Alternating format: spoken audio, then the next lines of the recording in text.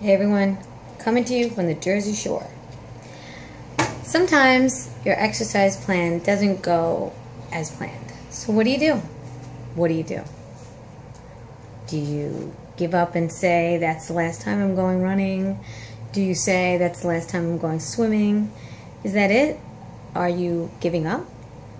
Are you as good as your last run? Are you as good as your last workout? Nope. Sometimes your body is catching up with you, and sometimes you just have to give it a break. I can tell by the indication of my voice being heavy.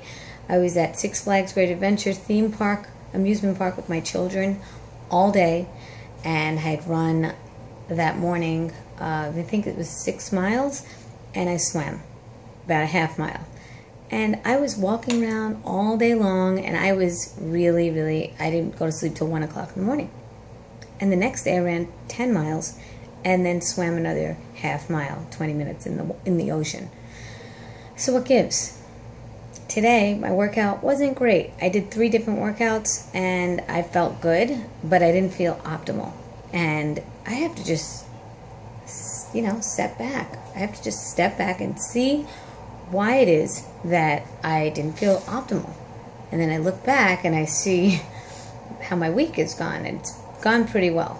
And not every day is going to be the same, and not every day is going to be a winner, and not every day are you going to feel optimal. You're going to have these dips, you're going to have these highs, and you're not going to know when that's going to come, and those lows can come at any time. Recognize them. Just recognize them and see where and why, and step back and see the tracks that you've gotten to get there. In other words, the steps that you took to get to where you are, being that you're feeling great or that you're not feeling great. You have to see what you were doing that entire week to know. It even could get backed up for like 3 weeks. So, your body knows. Your body knows more than you do, and all you have to do is just recognize it and say, you know what, I'm not going to be a superhero today. I don't care. I know I set out to do 10 miles. Sometimes I set out to do 4 miles and I end up doing 10. So, win. You win on knowing what you can do and when. And really know when to back off.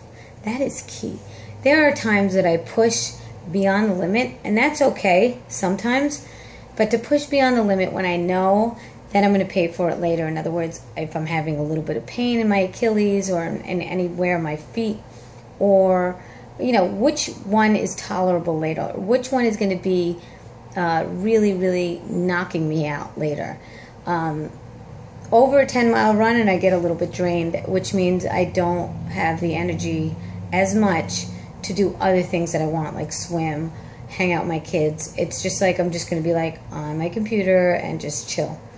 And it's okay to chill, to get a second wind, and I definitely do that, and I think it's great. I think it's good to just take a break in between workouts, but to understand it and to really recognize it and know that you're going to work out again tomorrow, or maybe not, or maybe the next day. You're going to work out again. Don't get burned out is what I'm saying.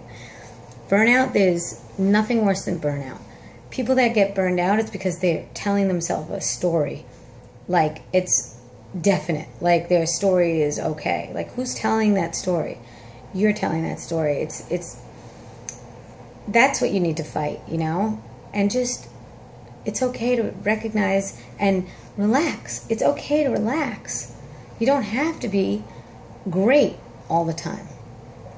Although I have to say, I'm great most days. All right, talking to you from New Jersey, and I gotta say that I have much more energy than I ever expected to have, especially at my age at 45. I was on all those rides at Six Flags, every one of them. Still had energy. Very few people my age were doing that. All right, guys, hang out with your kids more, bond more, and get the energy you need by the right diet. And if fruit and carbs made you fat, man, I would be really obese. But I'm not, because I eat carbs and I work out. All right, take care, everyone. Bye.